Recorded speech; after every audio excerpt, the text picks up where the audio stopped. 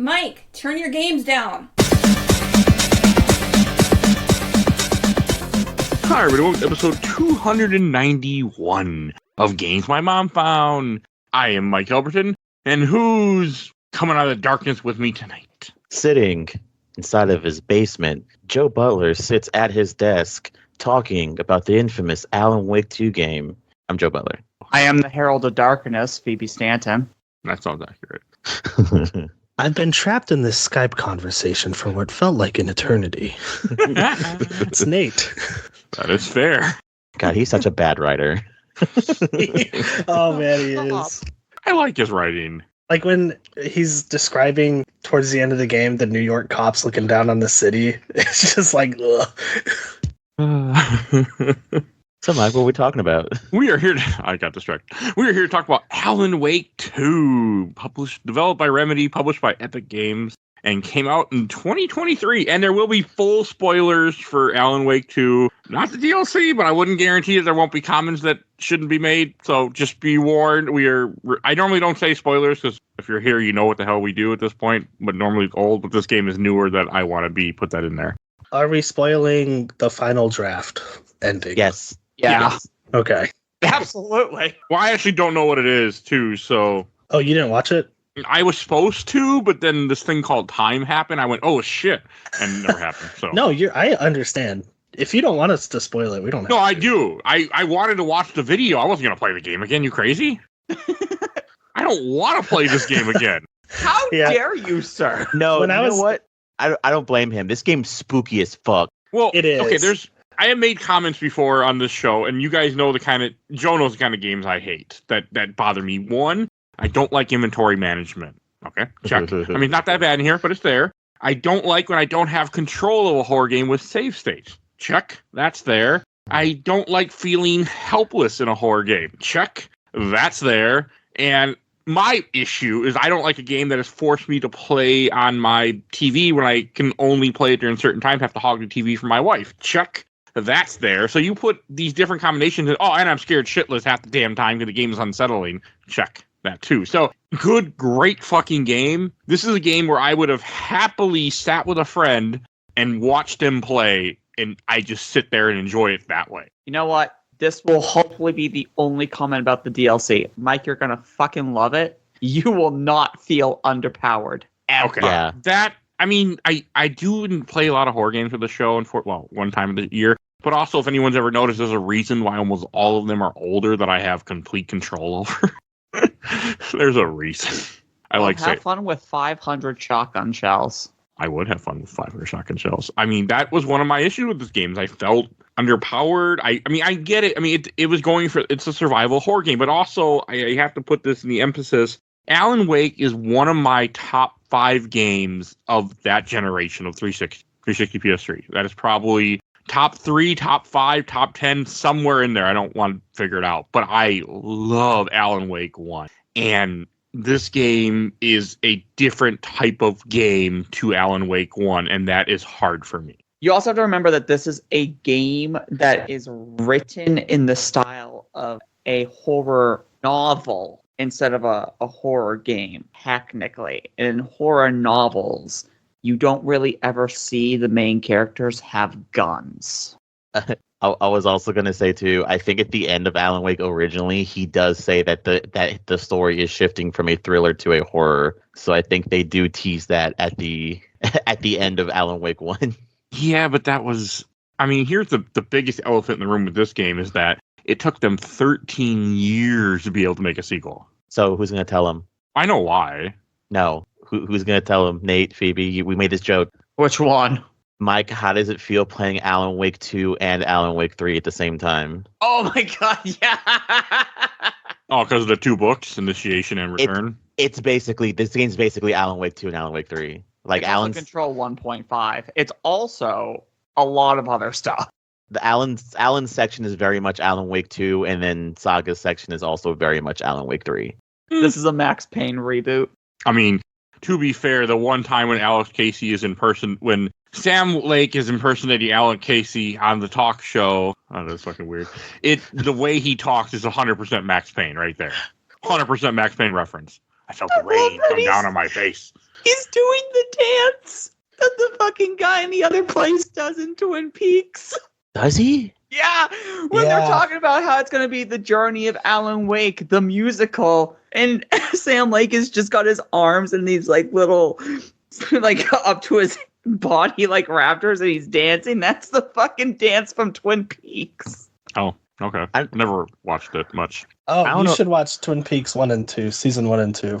I did 1, and then I just stopped because it was stupid. Oh man, it goes places. I've heard. It goes places. Yeah. I just couldn't do it.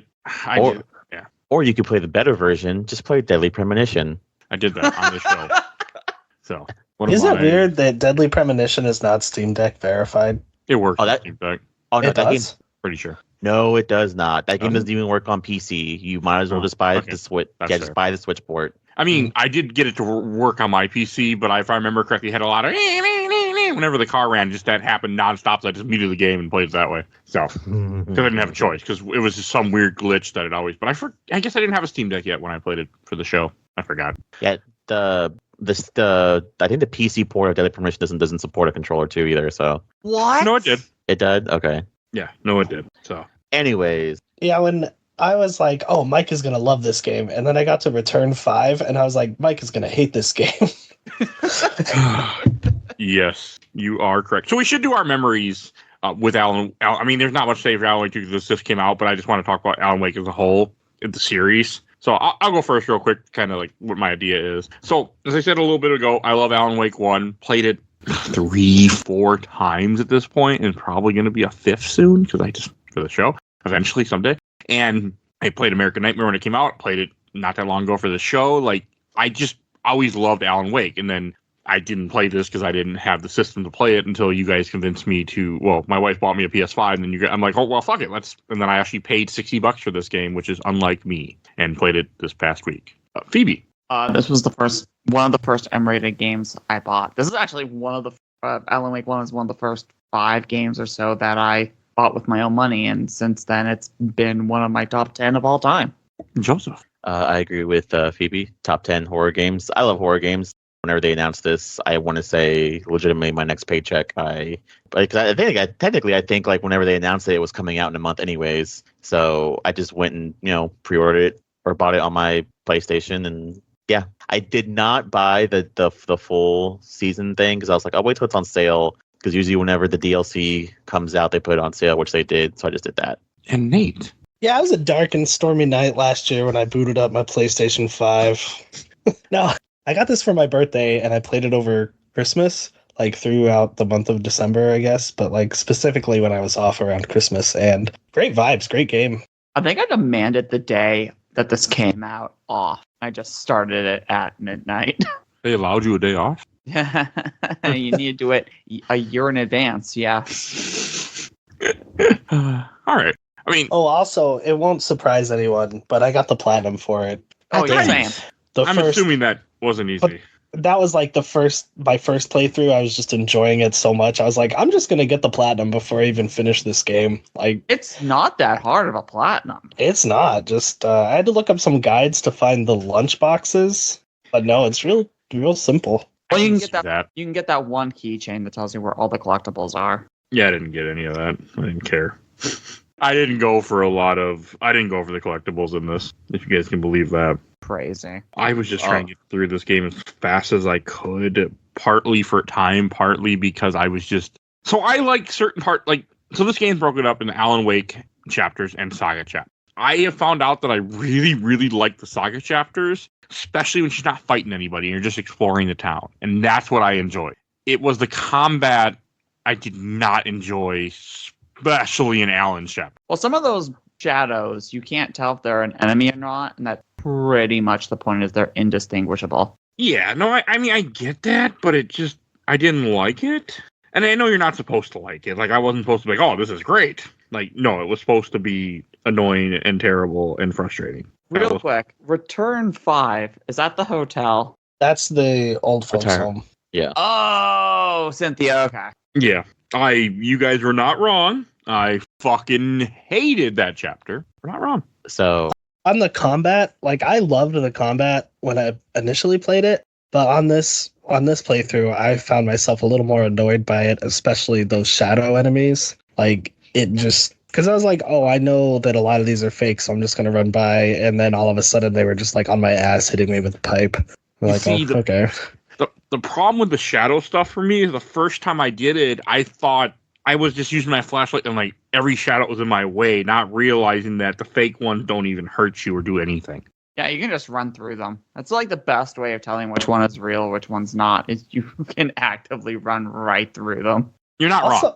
Also, like, I never really wanted for resources on my first playthrough, but, like, when I was kind of just speeding through it this time, I opened up a container as Saga, and I needed flashlight batteries and ammo, and it just gave me ammo, and then I couldn't even do anything against the enemy, because it's like, well, I don't have flashlight game, like, so... That I feel like the resources they don't give you as much as I thought they did when I first played through the game. The fun ones are when you do the puzzles to open up the little beer coolers, and there's nothing in there. Oh, man. There's some that are just empty stashes? Yeah, there are some empty stashes around. That's just shitty. I mean, it makes sense from a story standpoint. Yeah, and everything is randomized. If you reload that save, like if you die and reload the checkpoint and do the puzzle again, it's not going to be the same items. Oh, that's cool. Nothing is guaranteed. Okay. As much as I don't like that, that is cool. Yeah, and it just adds to the whole... in a way, it kind of adds to the story, too, because Alan's trying to keep the Dark Presence in check. If you count it as a little mini version of the Spiral, you're making sure the Dark Presence is always on its toes. Yeah. I mean, so... Quick question. So the stuff with Saga is the real world, correct? Yes. Okay, and then the stuff with Alan is in the dark place. Yes, but still technically the same. It's real. It's just a different type of real. It's such a confusing game. See, I think the stuff that with Alan that's real is whenever he ends up in Parliament Tower, and then he's affecting the real world. But he's still in the dark place. He's still in the lake. Yeah. And in a different... Well, I guess the way that it was explained to me in the YouTube video that I watched part of was the dark place is a pocket dimension. Yes. Mm-hmm. So, and that's how I have to kind of see it as. It is not... And then he's affecting the real world, but Saga is supposed to be in our world, or would have been the world that Alan Wake 1 took place in, and Control takes place in. Which is already a fun question. Did Alan create the Federal Bureau of Control? I would say no, because it sounds like the Bureau of Control has been around a long time. Yes, but we already know that Alan has no has meaning. done some time rewriting that goes at least back to the 70s. Because Thomas Zane was originally a poet, and now he's a movie director. But that was Zane, I thought, that did that. No, Yeah, I I think thought it's that Alan was- that does it. I thought that was all Zane, and then because he was a poet, he ended up in the dark place, and then to get out, he was changing it to be he was a movie director. yeah. I think Zane's still actively also trying to escape too. That's why it changed as well. Okay. Yeah, that's how I took it too. So you guys then think that Zane makes himself look like Alan? No, my idea, because it's also so Phoebe, you didn't play it. There's besides the ending, I forgot. There's also cutscenes of there's new TVs in New Game Plus, right, Nathan? Where you find stuff from Darling. Yes. Oh shit! Wait, really? Yeah, Yes, Darling. completely I was forgot about to that. say Darling is in the dark place.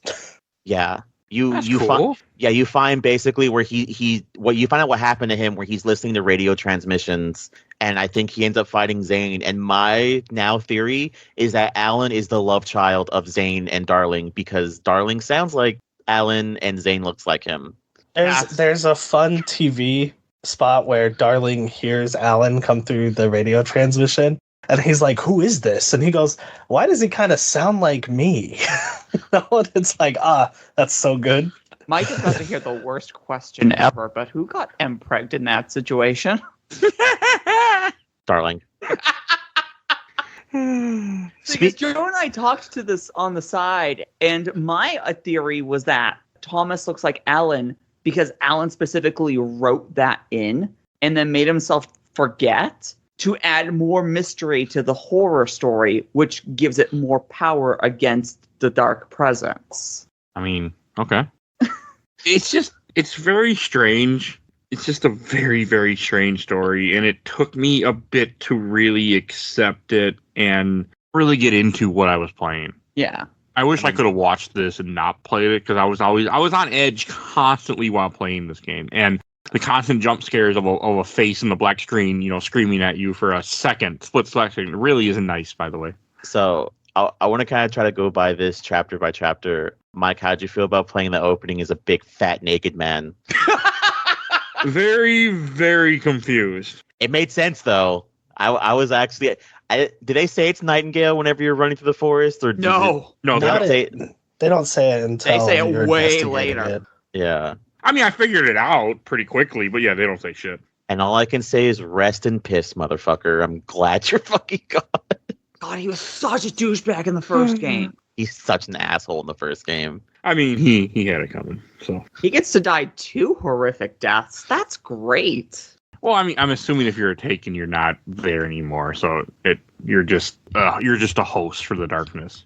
We'll get there. And that's the plot for the main game is, you're trying to figure out, because Saga shows up, our new main character, and they keep finding people with their hearts ripped out, and they have writing written on their hearts or They inside have their writing bodies. written on their heart and I think parts of their body. And they know that there's this 2 triangle symbol that's appearing around, and people wearing the deer masks. And do they know it's written by Alan Wake, or do they not know that at some point? They find a page later, I think, but initially they don't know that Alan is connected at all. Okay, because I know they think they find a page, and then we get introduced to the best boy of all time. I fucking love it. Weird tangent, but I fucking love Tim Breaker, and I wish we got more of him. Oh my God. I decided to watch the first couple of X-Men movies to get ready for Deadpool, and he is such a goddamn baby in that fucking movie, and it's so weird seeing him there and seeing him now. You should watch all the Shawn Ashmore shit. Like, what else is there? Fucking Isn't he in a show called The Following with Kevin Bacon? Yes, and it's really good for the first 2 or 3 seasons. I was gonna say the first season is really good. I think the second season it gets just bad shit. I don't even think they finished the 3rd season. I think they just canceled it mid-airing, right?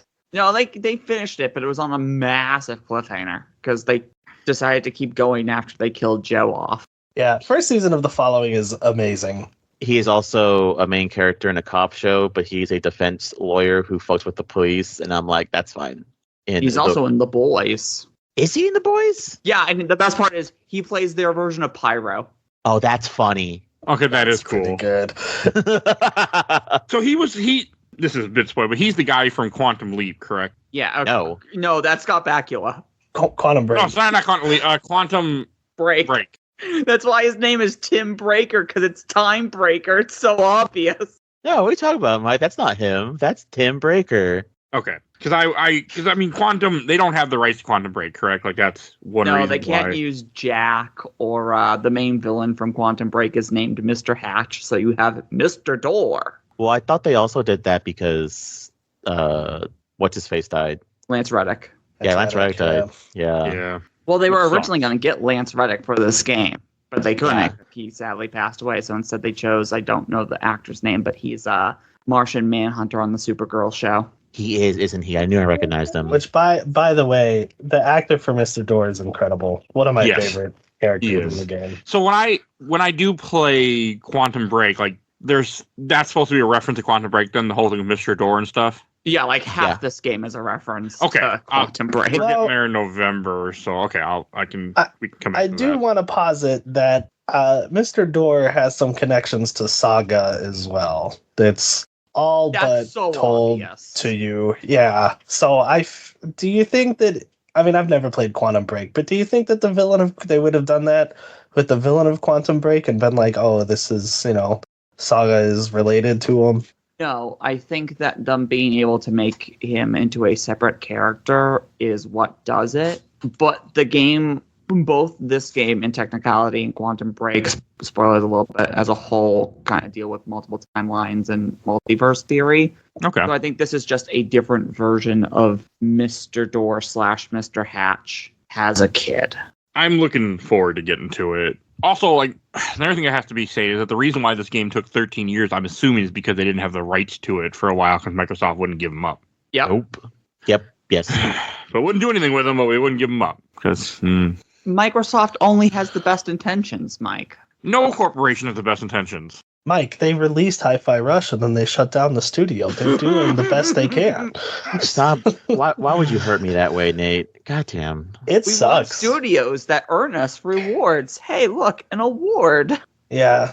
It's short time. It's short time gain. Long. It's just not. Yeah. It's corporate. I don't corporate. I don't like when people support like backup corporations online. Like, yeah, like no, corporations are they are an organism designed to do one thing: support the shareholders. That's it. That's what they're for. That's what the people in charge do. Like, sure, they'll follow whatever there is that makes the money, whatever their method is, but you can't. They're not a person.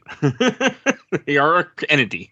Oh, and I think I haven't played Quantum Break. Nate, Phoebe, have you guys? Yeah, day one. No, Well, not day I one. haven't. It's one of the Okay. only Remedy games I haven't played day one, but I have the 1,000 points in it. Okay, Phoebe, you can maybe answer for me this. They teased this game in Quantum Break, but I know some people were butthurt because when they tease Alan Wake 2, they do tease a character named Saga, but in Quantum Break, it is a white woman. Yes, this is true, and it's within the first 20 minutes of the game. Oh, well, You're telling 20 me, minutes Joe, gameplay, by the way. You're telling me, Joe, that the internet got mad that a person of color is a main character in a piece of media? Yeah. Multiverse assholes. it doesn't I matter multiverse to them. It's just I hate the internet. I do too. Honestly, at the end of the day, it doesn't matter anyway, especially whenever it's like, hey, they didn't even think they were going to get this game, so if they have to change a lot, suck my ass. I mean, consider whatever. Like, at least the game happened. Yeah. And like, I do like the fact that this game is split up a lot between Saga and Alan. Like, I mean, and it feels like different. And I can kind of get what you mean by Alan Wake 2 and 3 because it does feel like different games. I mean, I just found that I was more in tune with the Saga stuff because I enjoyed just the investigation, even though I wasn't investigating anything. I was just reading online and putting in the codes. But I still enjoyed what I was doing. Yeah, I that's still had fun. the board and putting stuff on the board should not be as fun as it is. I need someone to sit me down and be like, I need to be like, hey, from Remedy, I need to be like, hey, and they're like, what? I'm like, how the fuck did you do this? Because I don't know if it's the power of the PlayStation 5 or next-gen consoles, but switching instantly between like the game and the fucking Saga's room is terrifyingly fast. And they must Next-gen have consoles. they must have that preloaded at all times, right? Yeah, same with how Bloober Team did it with that game that we're not going to talk about. That game that we all hate, yeah. Remedy did that on the PlayStation 4 and Xbox with Control, though, too. Like, with the light switches. Oh, yeah. Oh, yeah. Like, that always blew my mind. Because it's like, this is the PlayStation 4. You should not be allowed to do that. To be fair, on the PS4, when you die in Control, it takes fucking forever. Yeah. I was thinking about while playing this, like, my God, is this thing strong? Like the PS5, because I haven't really played a PS5 game yet. The only one I played was Astro's whatever comes with the PS5. Oh, Astro's Playroom. Yeah, I mean, I played 5 minutes of maybe like an hour of Spider-Man 2, but I didn't stick with it because podcast. If you really want to take advantage, Spider-Man 2 is a good one. Also, Ratchet and Clank Rift Apart does a really good job of just showing how fast they can load things on this. Oh, yeah, because they're going through portals and it's instantaneous, huh? Yeah. Yeah, Someday, I don't know. I'm so much of a digital and PC gamer at this point. Like, okay, but to be fair, like the digital, like the physical collector of bad games is still in me because I was at Target and they had Golem game on clearance for $20, and I'm like, not for 20, but you put this down to 10, I might grab it for PS5. What the just fuck? because. The Golem game had physical releases? I guess. Ew. I mean, if it went down to 10 or 5, I would buy it in a heartbeat, especially 5, no question. Mike, you have a problem. I know I do. You don't know what my Steam library looks like, and I like it that no one knows what that looks like. You don't know what it looks like here, and it's a good thing. Mine's pretty bad too. It's okay. Well, no, I purposely, like, every time there's a bundle, if there's stuff I don't own in it and the bundle's cheap enough, I'll grab it. Whether I play these games, who the fuck knows? Probably never, but I just grab the bundle because it's there, and I just like grabbing bundles. So, yeah. So one thing that I think is also incredibly great at the game too. Everyone's just pretty fucking pretty in this fucking game. Yeah, a modern game where hair looks good. Yeah, everything looks good. They did the graphics are amazing in this game. Like, Even Sam Lake is kissable. Like, holy shit. What the fuck does that He's always mean? been kissable. I guess. it was weird for me, like, because I'm much of a retro gamer, and like playing this was just so different to me because I haven't played anything new, really. So it was just so strange.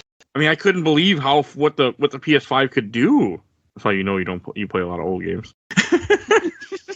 You're like, wow. I'm like, maybe I should play old games, but I'm gonna blow Everybody Mike's should- new mind games. right now. but no, I do want to talk about is the way that the game interacts with everything and having the two different stories. Like, it is nice because I know you can kind of do like one or the other after a bit because it lets you jump in between. I just didn't like Alan's as much. I didn't like the Shadow because Alan's did feel much more like a horror game because that's where I ran out of batteries. That's where I ran out of. I didn't run out of ammo. But I ran out of batteries for my flashlight. It does recharge after a bit. It takes a while, but it does recharge. At least a couple let you do something. But I just didn't like his chapter because the shadows irritate me. You just see these random shadows that are there that you don't know what they are. You think they're enemies. They're not enemies, but some are hidden enemies. But you have to look to see who's carrying a weapon or who's acting aggressively towards you. And That subway part is fucking rough. That subway part is the worst part of the game, honestly. yeah, you guys made a comment to me which really helped me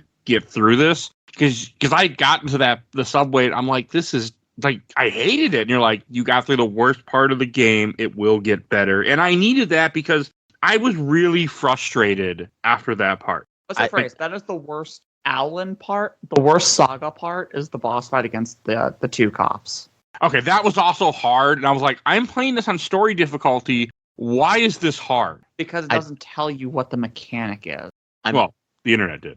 I'm also going to tell you why it's hard, and I think I mentioned this to Phoebe when I first started playing it because I think we were texting each other when the game came out, right, Phoebe? Yeah, we were. I don't know whose ass I have to kick. The next Alan Wake game cannot take place in the forest because you dodged like 3 shots. I sometimes after I got that, I was like, where the fuck am I in this fucking place? The first boss fight and the twin boss fight, I was like lost every time because I had no idea. That fucking first boss, Remedy. Yes, this is a survival horror game, but you can't make it where we're literally living from crate to crate. They fixed that. They dropped his health by like half in that. Oh, really? Yeah. When did that happen? Like after we beat it. Oh, son of a bitch. Or Nightingale? I heard there were changes made to make this game easier. Yeah, the Nightingale boss, I had to, open a crate that was hidden randomly or spawns randomly in his non-Euclidean forest arena, unload a clip, open a second crate, there's nothing in there, run away, open a third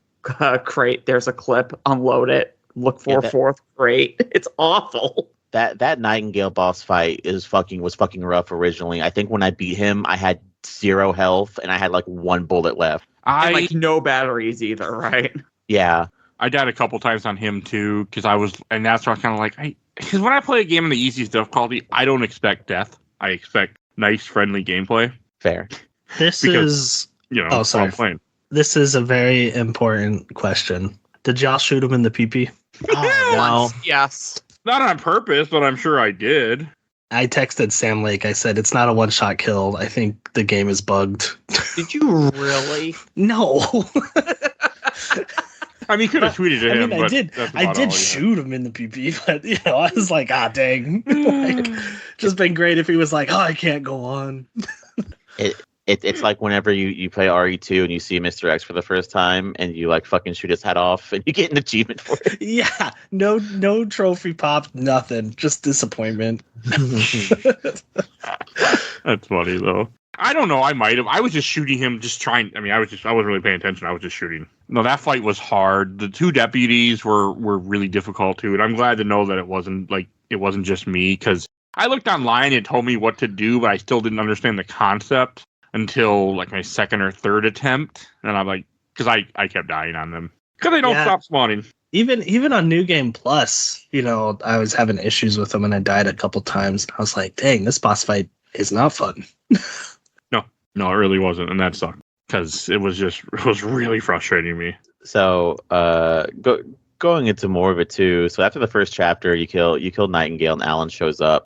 I love that they put him, which is the thing. I think I mentioned this whenever we played it. I think that confirms that American Nightmare was real because they fucking put him in a shirt. Yeah. American Nightmare is versions canon. of the Spiral. They've come out and said that American Nightmare was canon. Yeah. Excellent. So yeah, everything that we see, everything that we played so far is, real. It isn't. They made that canon. It's just supposed to be another one of his many attempts to try to escape the dark place, which is what this game is. Him constantly trying to escape the dark place. Aren't you also glad you played Control, Mike? Now you know who Ati is, the best character in the Remedy franchise. God. I am glad that I play Control. I mean, I'm glad for multiple reasons, but yes, having that part of it helped, honestly. And look, another Remedy game foreshadowing the next game, because the DLC for Control. Adi leaves you a postcard for where? I don't remember. Watery. He leaves you a postcard for Watery. Does he? Where's he leave that at? I never found that. It's oh my god, it might be in his little janitorial closet. By the way, places like Watery and Coffee World do exist. What do you mean?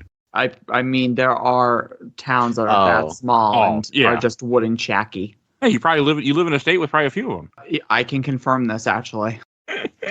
So I know Mike said he missed a couple of the collectibles. So a couple. We'll each go by and tell him one is one, which is my favorite ones. You find fan fiction left by Rose and their other PS5 games. Yeah, and wait, is it in the main? It's in the main game that she's got all the drawings with like Alan with the cat ears and shit, right? No. The cat ears is the DLC. But whenever you go visit the old folks' home, you find her corner that's dedicated to Alan Wake, which has like his flashlight and his thermos that he drank out of, and there's really good art of him in that corner. Yeah, the art that Rose draws is the best. That and the collectibles that are the little dolls that you then use for the puzzles. Oh yeah, did you do those, Mike? No, I saw them. You should have. All of the computers that have to do with the Bureau of Control have some really good lore shit in it. Like some of these doctors are absolutely dating, or they are married, or they're brother and sister, or they're the same person. Or they're one universe. I don't know. Or they're fucking psychopaths. Yeah. But a lot of these people share the same last name, work for the Federal Bureau of Control. Well, to be fair, if you're in that type of tight, crazy organization, you probably have to be in a relationship with someone who is in the same bullshit you're in, because you wouldn't be able to talk to them, and you're in different realities. Well, yeah, but the Federal Bureau of Control is actively a joke on the SCP Foundation, and that set of stories and media actively has multiple versions of the same character from different parts of the universe all teaming up in a singular spot. I could absolutely see it happening here. That's fair. I don't know what to say. The game's great. The game. Oh god, it's so good. One of the other things I think is a really good twist is some of the collectibles you find I think are fucking hilarious. Nate, did you find a bunch of the dolls too, and like the other like crochet stuff? Yeah, I believe so. Those are the ones that we were just talking about for the puzzles on the ground. No. You whenever you find caches and you find like what is I believe essentially love notes, right, Phoebe? Oh, by the lunchboxes. Yeah. No. So you think it's the lady of the old folks' home because you see her crocheting and you go, "Oh, holy shit!" Which comes into a later headcanon that I believe, which Phoebe will get and probably Nate. Whenever you find her, you're like, "Oh, this old lady's going around killing people," and you're like, "Hey, what's up, old lady?" And she goes, "Oh yeah, I crochet, but I've been teaching other people, like the girl Rose from the restaurant." Oh, god damn it! So you go, oh my god, is Rose going around fucking ninja-ing the fucking cult of the forest members and just fucking murdering them? Which she is. She is doing for sure. Is that your headcanon? She's leaving lunchboxes and notes. Yeah. She's messing with the cult. The cult is only interested in the dead people. No. The cult the cult. There's notes from the cult revealing they're being fucking murdered in the fucking in the forest by like non-entities. And it's basically just Rose ninja-ing around with fucking knitting needles. I don't believe that. I would take it. It's more of just the nature of what's happening. The fact that the dark place is right there, that it's killing them. Well, Joe, you know my theory about Rose. Oh, she's fucking crazy. No, the other theory. Text me. I will later. Well, actually, Okay. I'll be right back. Okay. I do like it that the game does switch back and forth a lot, like as we're doing in this conversation.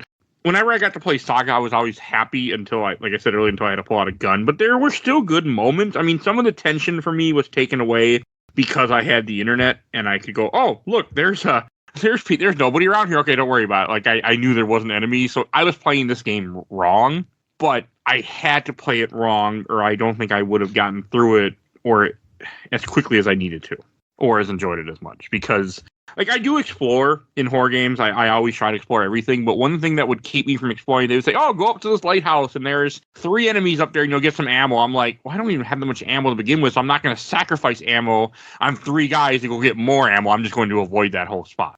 That happened a lot in this game. I also didn't like one thing that's cool is as you finish a chapter of Saga, after you go and you go in the dark world and you kill them.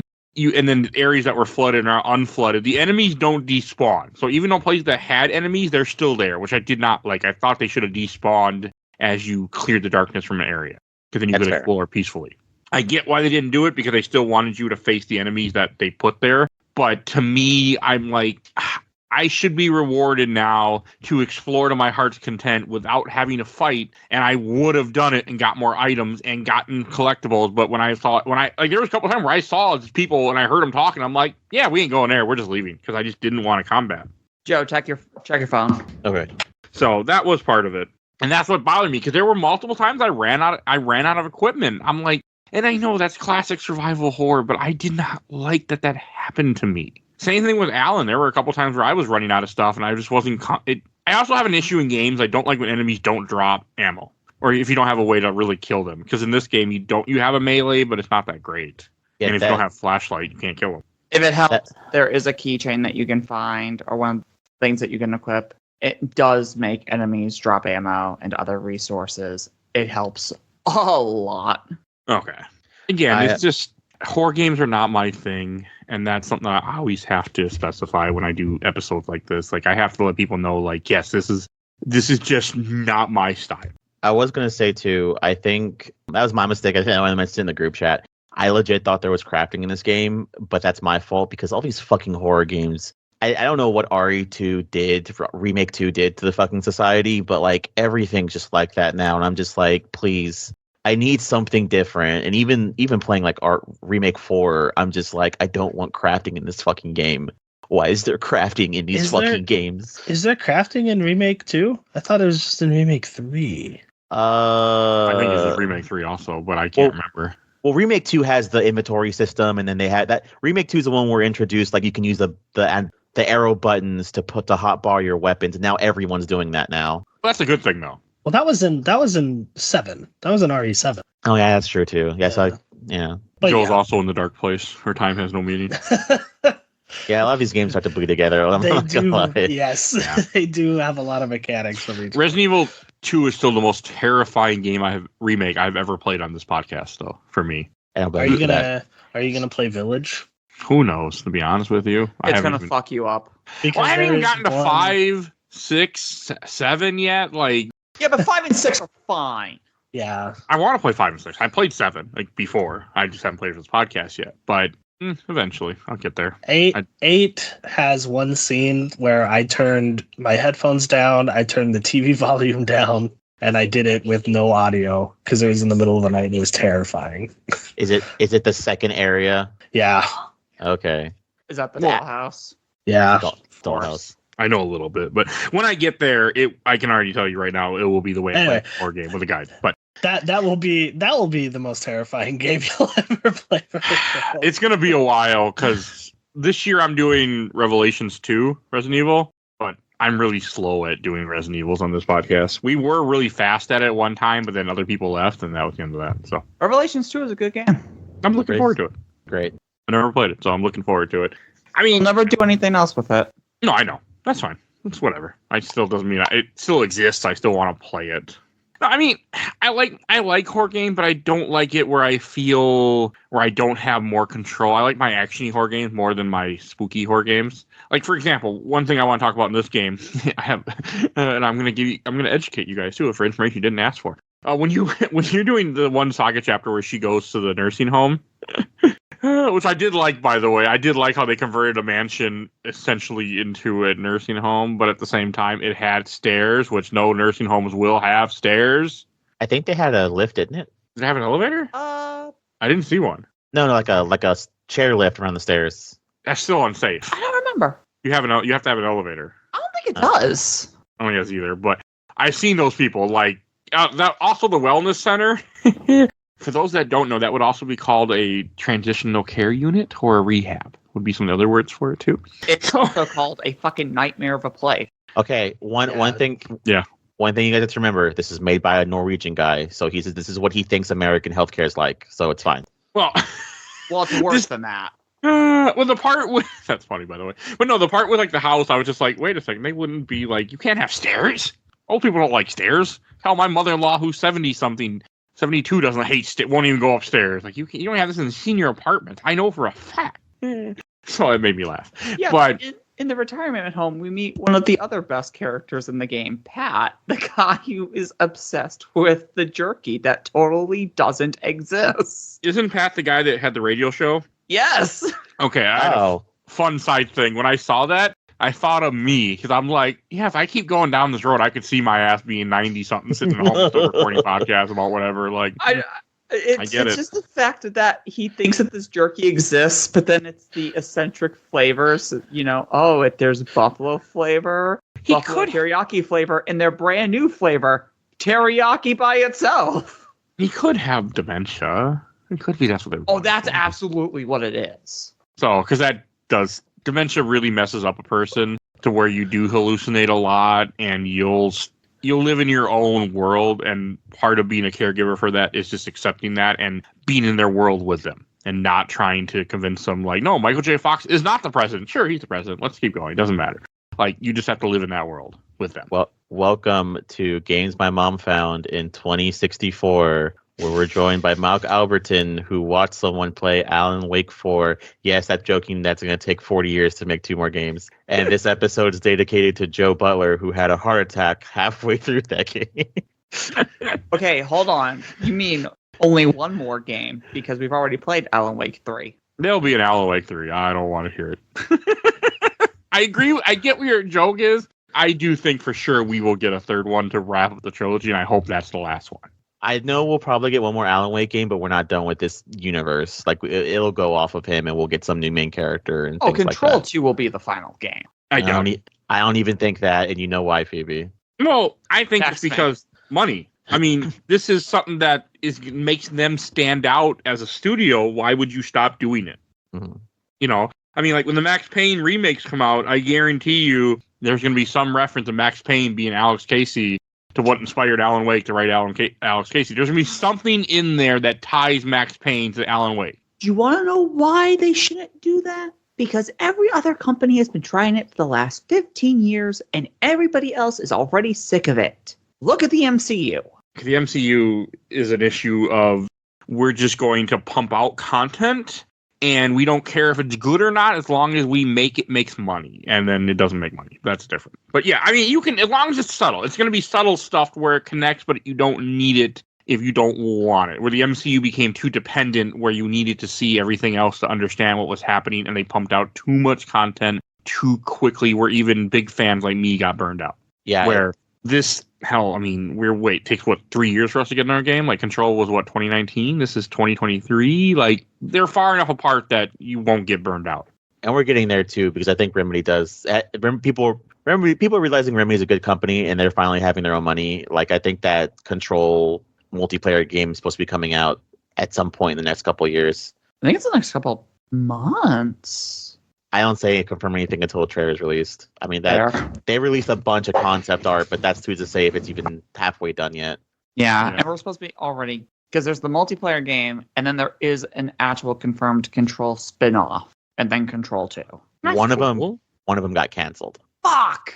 I think the spin-off got canceled. Fuck! we're just giving Phoebe a terrible day, aren't we? Yeah, I feel bad. What is it though? Oh fuck! We're still at the retirement home, right? Well, we can talk about the retirement home. I just wanted to bring it up because I think the retirement home is a great horror chapter too. Because it is like when you're in that wellness center, it is fucking terrifying. And I was just thinking to myself, there's no way that there wouldn't be anybody working. There's always got to be a CNA on 24 hours. Again, I work in this field. I'm like, that don't make sense. But like the idea that Rose is the only person that works in the nursing home and the wellness center, that's a really poorly run place, by the way, guys. And the coffee shop. Yeah, It's the diner. a small yeah. town. It's a small town, man. You need And more in than one 2023, CNA. She's the hero of the story, guys. The economy is crap in 2023, so yeah, she's got to have 3 jobs, man. God yeah. damn it, Nate. No, That so is fair. I think I don't know if I talked about it earlier, but I talked about it in the chat. When I played this, I was having a long day and I was playing it while I was at work. And I came home and I'm like, I had a really rough day. I'm just gonna have an edible. And my husband's like, can you also play Alan Wake? And I'm like, normally the way that it works like in 3 chapter rollouts where you have the beginning exploration part, then the part where you fight, and then the wrap up after that chapter. And that's usually how each of their gameplay kind of goes. I got through the hospital because you go from the home to the hospital to the basement, and then you go. That's whenever you get into the whole fighting mechanics. I was high on an edible. I got jump scared so fucking much, my back hurt. Okay, I mean, man. To be fair, those jump scares with Cynthia Weaver are fucking terrifying, and it keeps happening. Like it keeps is happening. constant. And Even right when even Ati jump scares you. Like if you try to go into either his room or the spiral room, and then you turn around, and he's just right there, and he's like, "Oh, you don't want to go into there," you know? And I'm like, announce yourself. No, Audie, I do want to go to the overview. Terrifying chapter. I also didn't realize till last night when I watched the video that Cynthia was dead. Did not put 2 and 2 together. Oh, yeah. That she It's drowned really to funny death. that her boss fight is super easy. I disagree. So would Kobe Is if it? he was here with you. I struggled really- with every boss fight in this game. I didn't have struggle with problems her. The actual boss fight, her being kind of in the water and you have to run platform to platform. I think I died once or twice, but the actual fight against her after that was super simple. I didn't have a problem, but again, I was on story difficulty and I just unloaded into her and she wasn't bad. But I know Kobe had mentioned in the chat. Unfortunately, he couldn't be here today because he was sleeping because wonderful third shift. There's no excuse. I'm third shift. Yes, but you're a special person. You don't need to sleep, apparently. This is true. Because you're going, like, how many hours is it going to be before you sleep again by the time we talk tomorrow? After this, I'm going to take a nap and then go to the fair and then go to the movies and then get home, instantly fall asleep to talk to you guys tomorrow. That's my weekend. Good weekend. I mean, yeah, I think it is. Hey, I'm only recording twice this weekend. That's not normal for me. Usually it's 3 or 4, but technically I am recording Monday and Tuesday, so that is 4. But hey, what was I saying before I derailed myself? The drowning thing. I think the dam thing is cool. Like I like that. I like the whole idea that all the water, and I guess there's a lot of backstory how she didn't have light, and then that's how she slipped in the bathtub and then was drowned by the dark presence. I thought that was cool. And she's the original Lightkeeper too, right? Yeah, Yeah. she's the lamp lady. Yeah. Because log lady, ha ha ha. Yeah, which I don't understand that part because I never got far enough in that show to understand why she had a log, or why it mattered. I don't think anybody knows why she has a log. Oh, It's okay. just Lynch adding Lynchian bullshit. I just never finished Twin Peaks, so I couldn't do it. Do you know what my favorite reference to that is? Which one? To the log lady. So in Deadly Premonition, it's like a 5 chat. It's a 5 mission side mission where you have to drive around. She's roaming Sigourney, I think, or whatever, and she's carrying a pot, and she always says that whatever's in the pot can't cool down. So you have to speed around the fucking whatever the town's called in fucking Deadly Premonition. And when you do all 5 of those missions, she goes, "Oh, would you like some soup, young man?" And she just gives you a flamethrower. What? Oh, I that's can't play this flamethrower. game. You should play Deadly Premonition. Not worth it. It's super not worth I it. disagree. It is worth it, especially for No. Phoebe. I think it's worth it. No, the game's worth it. That flamethrower is not worth it. There's a bunch Oh, of side yeah. mission stuff that's not worth it. No, you only do it just because you just want to experience more of the weird ass game. But Yeah. no, Phoebe, you should play the game. Yeah, I that should. mission's great. Yeah. Hopefully, You they'll can have a play it on copy at the PC. store I go to later today. I'm trying to think what else. I know there's more stuff I want to say, but that the basement stuff was fucking terrifying too. Like, I mean, I knew there were no enemies in there because I had a guide. so it didn't bother me. But I could see, like, I would have been on edge constantly had I not known that there was nobody down there to kill me. So, and I like that you don't fight that many Taken with Saga until the part where you bring Alan Wake back. Like, it's nice that there isn't, because every Taken you fight is supposed to be somebody that dies. So it's nice that there's less than probably 50 in this game.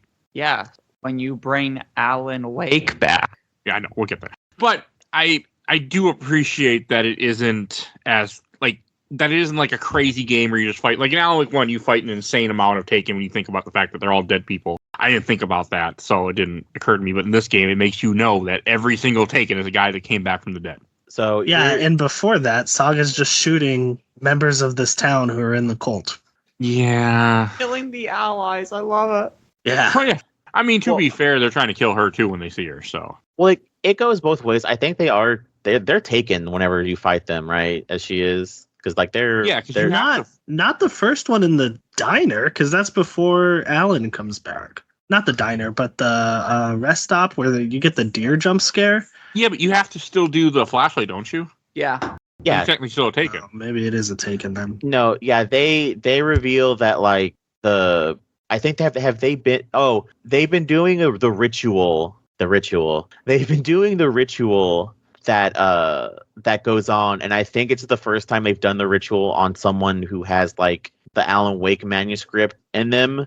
So when they do it, I think that's what fucks everything up. But that's because that was planned or something. And it also makes sense that there's so many Taken members of the cult, because we find out from one of the brothers that this cult has been going by different names and different iterations way back, since even maybe before the 50s. So about half the town is secretly in this thing. And some of the town members know about it and want to be part of it too. And that's kind of like, it's like a initiation. Yeah.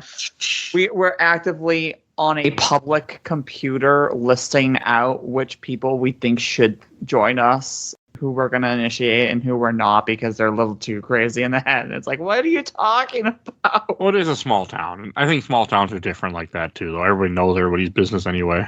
But the joke is they're racist. Well, I mean, that's also true. Like, you know, when you're, especially in any case where you're separated from a lot of, you don't have a lot of variation of the people around you, you're going to be skeptical of things that are different than you. That's just, and to be fair, I think a lot of people in small towns, they grew up in that small town. They didn't leave. Not like people are moving to small towns that often. I mean, I know some people that do move to small towns and leave big cities like Boston, for example, but that's not the average person. I was waiting to see what you would say. Oh, I love you, Phoebe. I love you guys so much. But I mean, so that works. Like, that fits what is real. To be fair, I also when I met my partner's from a small town, I also thankfully have a little bit of like understanding of that. I think the worst part is I think in living in a small town, you know when someone cheats because like everyone knows about it. Yes. It's just part of that nature of a smaller community. I mean, I could never live in a small community. I need cities, but I get it. And I think it's fine for, like, it works well in this game, like with Bright Falls and Watery, how they're so close together because they're really the same place. Like, I like that. Because I think in the first Alan Wake is when you meet with the sheriff, she kind of talks about her dad was part of this group, and like they knew things were up with the lake, which also makes sense. If you're having a supernatural type event that happens, people are going to pick up on it eventually. Look, if what is the name of the fucking town in Alan Wake 1 and 2? Deerfest. Bright Falls. Bright Falls, but Deerfest is the Deerfest. I know, I was joking. If Bright Falls had a nickel for every time a famous person showed up there and something awful happened, they'd have 2 nickels, which isn't a lot, but it's weird that it's happened twice. 4 nickels. Oh, well, this would be the 3rd time. What's the 4th time? Well, okay, you have Odin and Tor. Oh, yeah. You have Zane. You have Alan. And then you have... I guess technically you have Alex Casey, since he's named after the book series that he's secretly a part of. Okay. And you can't convince me Alex Casey is not Max Payne, but I'll take it. That's the whole point. Because I don't think they have the reference or the ability to use that either. That's Rockstar. Yeah, they don't have the rights to it.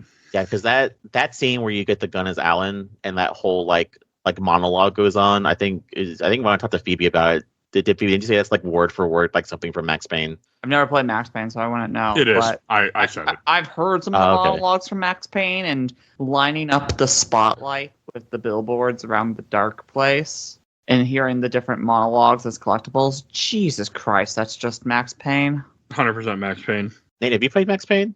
Briefly, but it was on PS2 and every other screen was the loading screen, so I gave up on it. That's fair. I beat it on PS2 a long time ago. I had fun with it, but like I said, I was just like, too many loading screens. Were you playing it when PS2 was new or older? No, it was when, like, I think the PS3 had come out, and I got it from GameStop for like $4. Okay, so I played it. I was like on OG PS, like, you know. Yeah, that makes it harder because because you were already used to the fact that this is bad. Where, like, when I played Max Payne 1 and 2 when around the time they were out when I had a PS2 early on, so I didn't know any better. But yeah. If I remember right too, it's just ridiculous. It's bad. And I was probably bad at video games, but it felt ridiculously hard. It is. Yeah, I would just be like at full health, and you know, I guess like real guns, you know, 2 shots would kill me. Yeah, no, that's 100% accurate. I mean, that's the game can save whenever you want. It's a PC game, so it's meant to be played differently, and we weren't expecting that as console gamers. Max Payne 3 though is really good. Colby would disagree if he was here, but yes, highlight. That's fine. I like my Hawaiian depressed man. Hawaiian shirt wearing depressed man. Eventually, I want to replay that series for this podcast, maybe sooner or later, but we'll see what happens. So one thing I picked up on this playthrough is that, and I don't know how I missed it the first one, but anyway, Alan's chapters are in reverse when he's talking to Saga. So like Alan's last chapter in the theater, he gets the moose mask and he gives that to Saga in her like first chapter in Watery. So it's just like in reverse, and I was like, oh, that's cool. Huh. It was cool, yeah, but at the same frustrating from a story point of view when you're trying to understand what the hell is happening. Because I had that. I was very confused with this game too. Like, because my wife was watching me play a good chunk of this game, and she's like, what the fuck is going on? I'm like, I don't know how to tell you. Like, I don't even know what's going on. Like I said, I'll tell you after I record on Sunday when Phoebe and Joe and Nate explain it to me. Then I'll tell you, because I don't know what the fuck's happening. This is semi-related. Did your wife like long legs? No, not really. Surprisingly. Oh, okay. Which I was sad. I was like, oh, I thought you really liked it. Because Nate liked it, Ken liked it, Carrie. Like, a lot of people, she thought it was okay, but she didn't love it. Do you guys have a movie theater near you that's playing that? Yeah. Yeah. You suck. Hey, Phoebe, have you heard of places called cities? They exist throughout the country. Yeah, there's an hour to an hour and a half drive. There's an 8-screen movie theater, but the closest movie theater is playing Deadpool, Twisters, and Despicable Me 4. You know, sometimes I think you're actually in the 1960s. Considering that theater sometimes chooses Blockbuster or takes out Blockbusters to put in religious films. Yeah. It feels like Footloose sometimes. You should tell them Long Legs is technically a religious film. Yeah, I've heard enough. I heard the plot synopsis of Long Legs. Yeah, they wouldn't like that comment. We'd be finding Nate burned at the cross in that city. I'm already burning.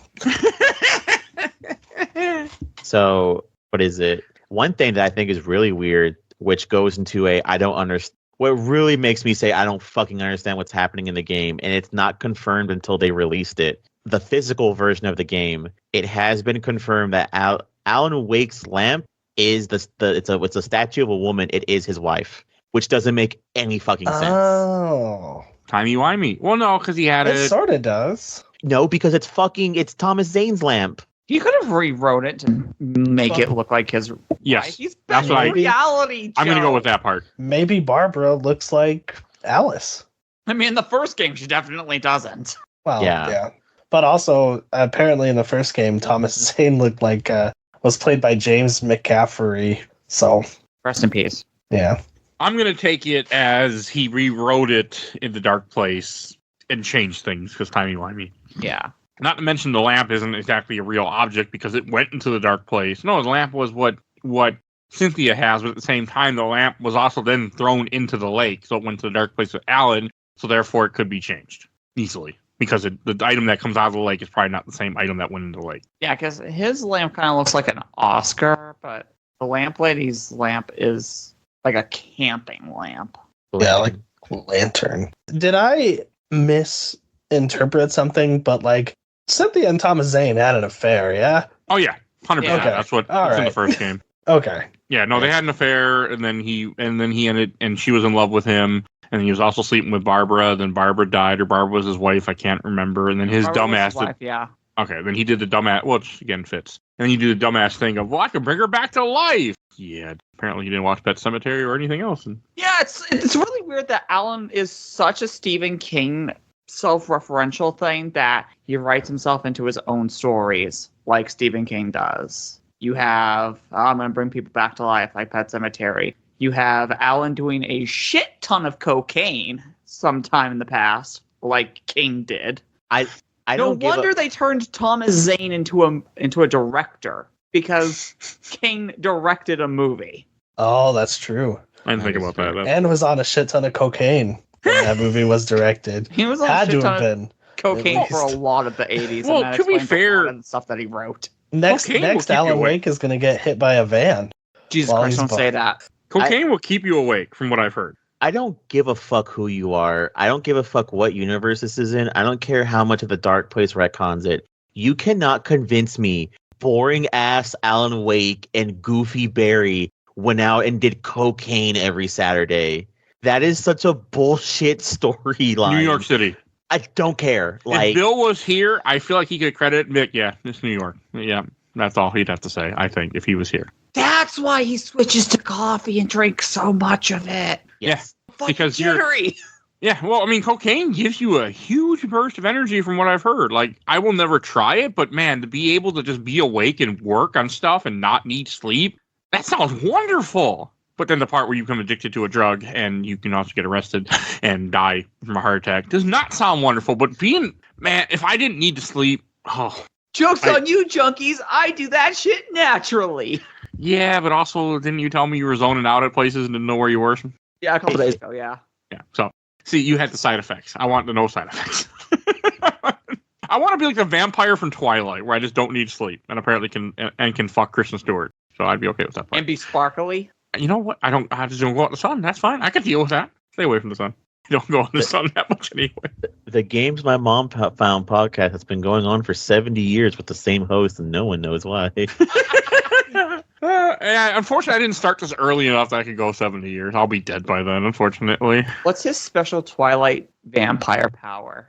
I don't remember. I don't remember how that fucking works, honestly. I know what she's talking about, unfortunately, but I can't remember what his... I really like Twilight, by the way. For Edward? Yeah. For Edward, No, he can I'm read saying minds. If Mike was a Twilight vampire, what would Mike's power be? Okay, but hold on. Edward can read minds, and that's why he's so fascinated by Bella, because she walks in and he can't read her mind. Yeah, because she doesn't have a thought. I love me a bitch with empty thoughts in her.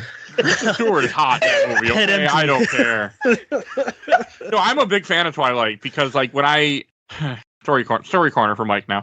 A long time ago, when the fourth book came out, I was working at Target, and I was still with my son's mother at the time. We were still together, and I remember she liked vampires, so I bought her the first Twilight because I wanted to get her a gift. And she ended up reading them. I ended up buying her all four, but I had to buy them paperback because I was broke as fuck because I worked at Target. And I just something that's meant a lot to me. I even had like the Target backing where it said Breaking Dawn coming, whatever the date was. I got that placeholder advertisement thing and had it in my basement at the time where I lived. And I just really liked them. I remember the first movie was coming out at that time, and I've seen all but the last two movies I won't watch because Breaking Dawn is terrible. But the rest are great. Eclipse, great. Great movie, great book. Well, at least movie from what I remember, it's been a bit. But yeah, I saw them in theaters up until Breaking Dawn. So I'm a Twilight fan, actually. But yeah.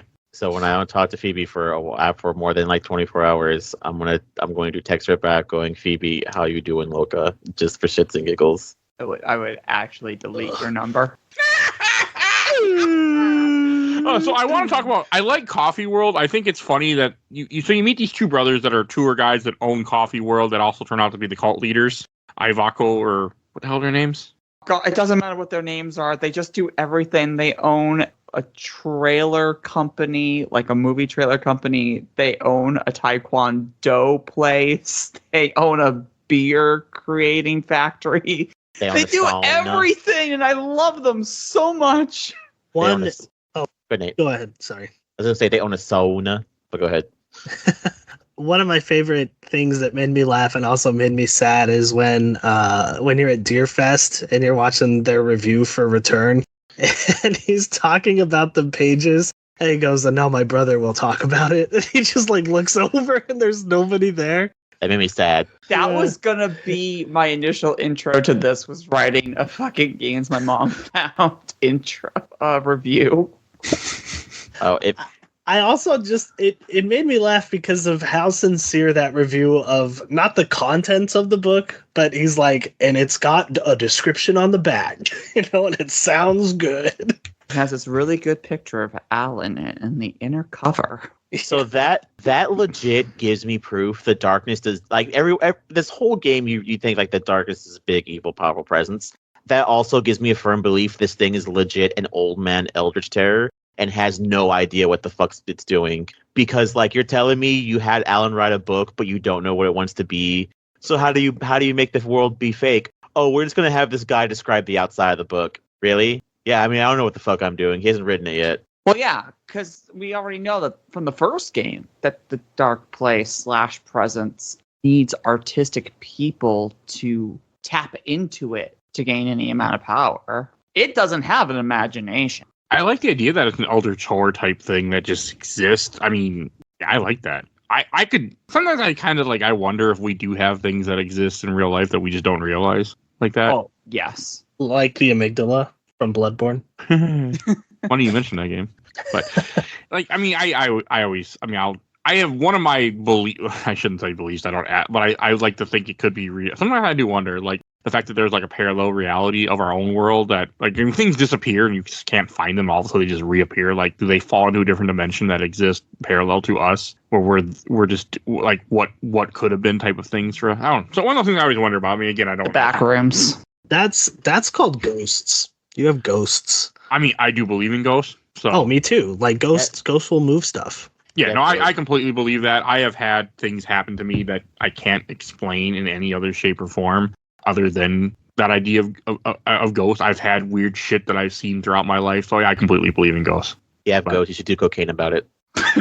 I'm not going to do cocaine. Hell yeah.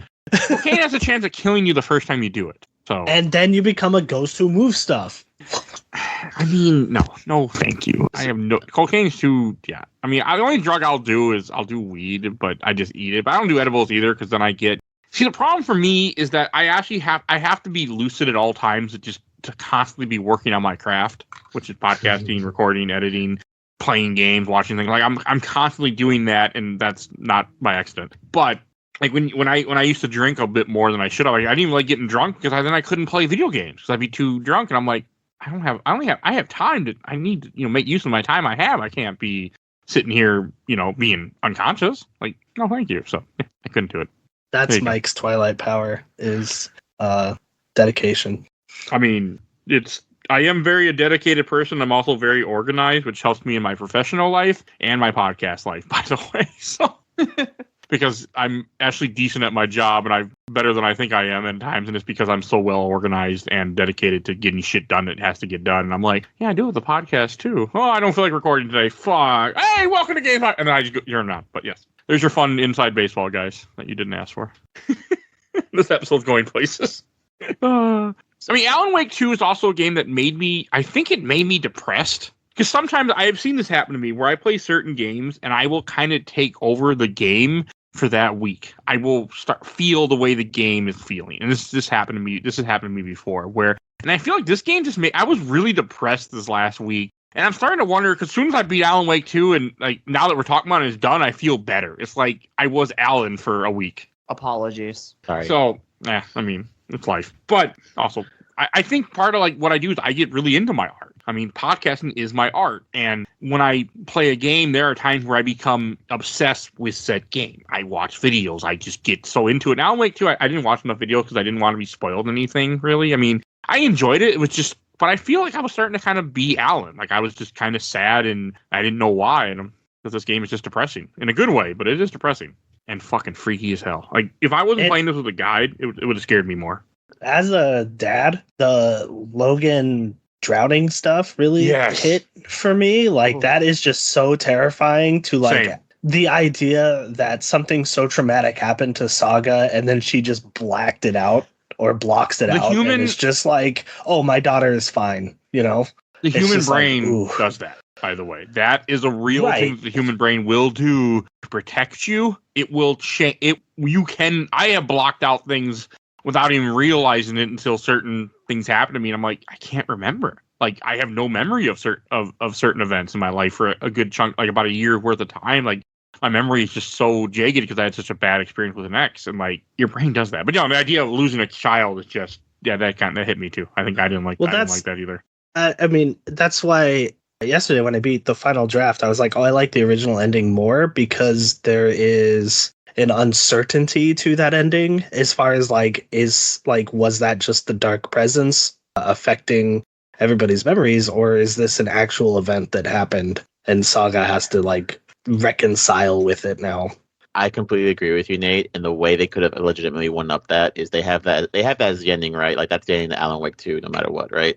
And you have Alan Wake 3. They never confirm that Saga's not in the game whatsoever. Like that probably would have been a really good way just to fuck with people. That'd be so fucked up, dude. Did you find out? Did she survive? You find out in the final draft. Yeah. Okay, because my wife was upset because she was watching me beat this game, and when they go, and the very last thing you see Saga do, she's calling Logan, and then nobody, it just keeps ringing. She's like, "Well, did she survive?" I'm like, "I don't know." Like, how the fuck did I not tell you? She was unhappy. That when I first beat it, that scene happened, and I'm a sucker for it. Apparently, that trope where it just cuts to black, and then you hear the phone ring one more time, and then credits. It's like, oh, that shit's good. Oh god, I know what Nate's favorite movie is. What's that? Halloween 3. I've never seen that. Look up the ending for Halloween 3 Season of the Witch. I should watch that movie one day. I should too. It's not on my to-do list for this month, for this Spooktober, so. I'll watch it on Christmas, really celebrate the holiday. Hey, we can have Christmas in July. We can have Halloween in December. It's fine. Fucking Hallmark. No, that ending was. So I'm glad to know that she did survive. 'Cause I was wondering too. I mean, I feel like Saga's probably going to be in the next game just because Saga's a really cool character in this. I really enjoyed her. I enjoyed the mind place. I enjoyed finding out that she is related to, or she's the granddaughter of one of the, is it Tor, right? Yes. Yeah, Tor. Yeah, Tor. I thought that was really cool. I like that idea. I like it that she has powers because she's an Anderson. I mean, all I could think of was, well, good morning, Mr. Anderson. That's all went through my head every time they said Anderson. But well, Mr. Well, they explicitly mentioned the Matrix in this. Yes, they do. I love that. You're like the Matrix. I'm like, which I was like, can they do this? Yes, you can mention it. Legally, you can mention other properties that exist because you're just mentioning that that is legal. Yes. How do we feel about her being related to Dor? I think it's cool. It makes sense if if the old gods of Asgard are his house band and he knew their daughter, well, then you realize gets into some creepy grooming allegations, but you can find that one note in the retirement home that says that they kind of made a deal back in the 70s with the Dark Presence. And when they got their power for a while, the Dark Presence took somebody. And that's why they wrote Anger's Remorse, is because they regretted that situation. I think Anger's Remorse is exclusively about Dor being taken. Who being taken? Mr. Dor. Yeah. Oh. What? Oh, I thought it was their daughter that was taken. I'm confused. I thought it was the daughter being taken. That's why they can't find her. Yeah, and then Dor and the daughter had a baby. Was what Anger's Remorse was supposed to be about. Who is Mr. Dor? Can you guys do we know? Besides, I know we talked earlier in this conversation about Saga's father, as well as just a replacement for Mr. Hatch, who you will learn more about why he could potentially be here and what his deal is when we do Quantum Break, but he is something else. Oh, so that makes sense why Mr. Dor makes the comment of, you got me involved by pulling in someone I care about. Yeah, that's supposed to be his daughter. Oh, wow. I was like, who's he care about? Who is he? When are they going to explain this? And apparently it was already explained, just you didn't read the notes, Mike. Okay. Okay, you made the game a little bit make more sense because I was like, don't tell me they're doing stuff to set up a sequel that I gotta wait another 13 years for. Like, don't do that again. No, there's a lot of stuff in this game that's explained, but it's in minor details and cutscenes and stuff that you really have to pay attention to. Like, you have Alan at the end of the game get shot, but with the bullet of light. Yes. But when you have the live action scene and Zane gets shot in the head, his bullet wound in his head is completely void. Like if Alan is supposed to be, the new version of the light presence, Zane is one of multiple dark presences at this point. So the other thing too that I think is funny, did you stay for after when that film too? Because if you stick around after Zane gets shot, he just gets back up and he's like, "Good show, everybody. That was great direction and everything." And yeah, I was gonna say I left. I didn't stay. Yeah, Mike didn't even see Yoda and Yo. I don't think. Yeah, Yoda and Yo. You talking about that little movie that plays with Sam Wake in it? Yeah, 15. I saw part of it, but I didn't care. It's so good. And it was originally going to be a full-length, hour-and-a-half long movie. Yeah, I just didn't. We got robbed. I would have sat there and watched it all. Absolutely. I didn't have the time. I didn't enjoy this game correctly because even Colby had made a comment in the chat where he's like, "I don't think you played this right," because I kind of rushed it. And part of it was it's a horror game, and I go through horror games quickly because they unsettle me. And apparently they bleed into my real life too, because I have been this since I started playing this game. Now that I'm thinking about it, I was just in a bad mood, and I was like, why am I in a bad mood? Like, why am I?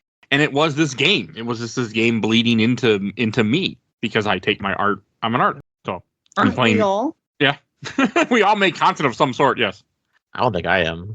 Well, you make content here. You're on here how often now? So. Yeah. Joe, join us. Become a writer. You won't get any.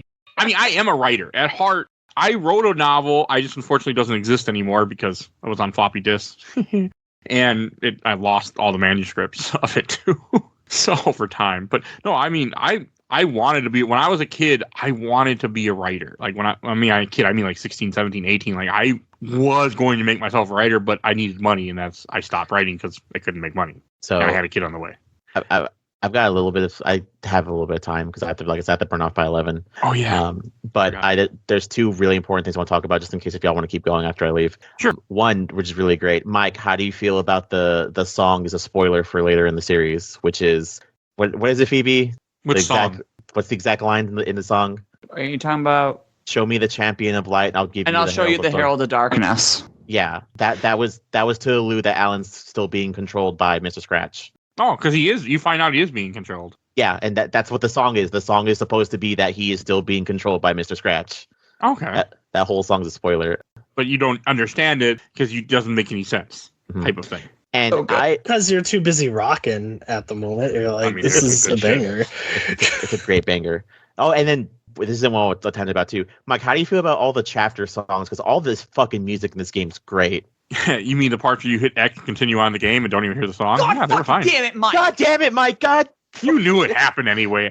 I actually stopped and listened to a little bit of one when you guys told me there were songs, but I was like, oh, hit X, continue. Okay, hit X. I will send you the list. The whole soundtrack's already on Spotify, so it's fine. Post-on in this game too, isn't there?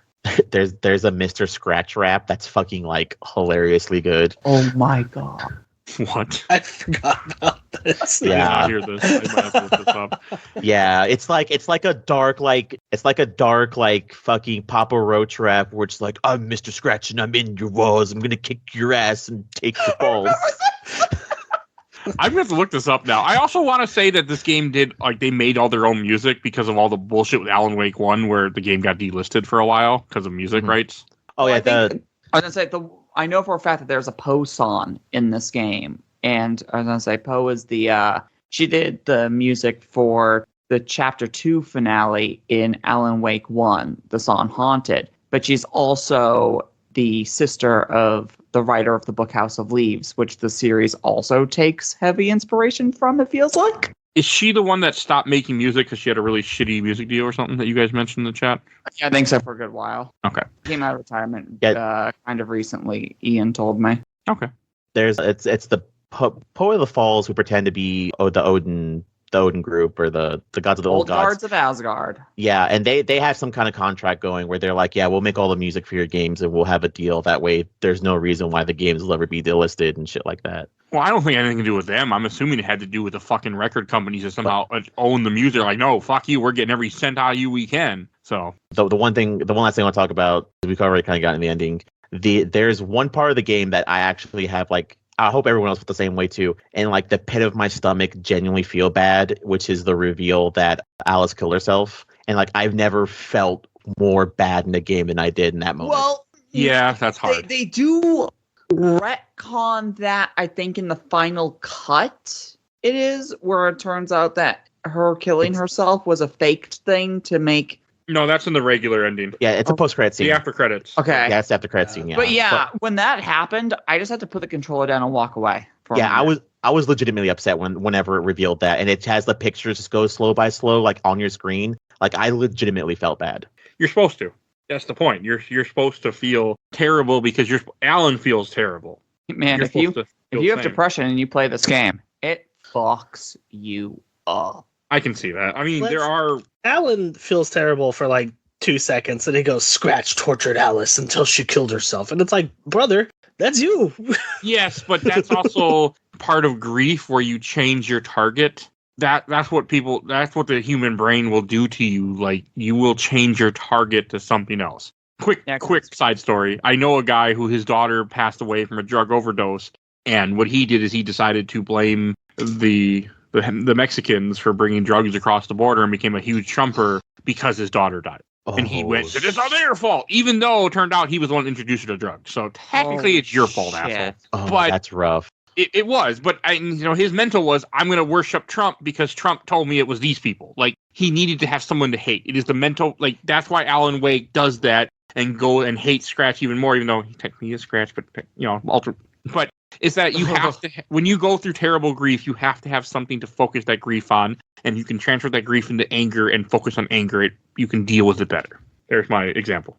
Right. Joe, what else did you want to mention? That's pretty much it, unless anyone wants to mention anything else. Okay, because we are going to keep going, because I have multiple things I need to mention about this game and questions and shelf, everything. But why don't you do shelf, stack, and box real quick before you have to leave? Yeah, I'll go ahead and do it real quick. This game shelf, completely shelf. I loved every moment of this game. It's great. I love the ending. I really wish I could have replayed it again, but I also need to play a lot of new stuff and not redo games. So rewatching the ending cutscene's great. It's not important that you didn't watch that cutscene, Mike, because if anything, we'll watch it whenever we do the DLC, because I feel like it's more important towards the DLC, if anything else. Okay. But we will be doing that eventually. Oh, and Nate, you are right. Or whoever said it, there is a chair lift in the old house to get the old people up the stairs. Oh. Yeah. So I'm watching a speed run, and I just saw it as they ran by. I'm like, yeah, that's chair. Even though that would not make sense to have it, because you still would have to bring people. Like, it's stupid. But yes. I said that, but I think it's an elevator too, but I'm probably wrong. Oh, maybe Rose just carries him up the stairs. Strong rated.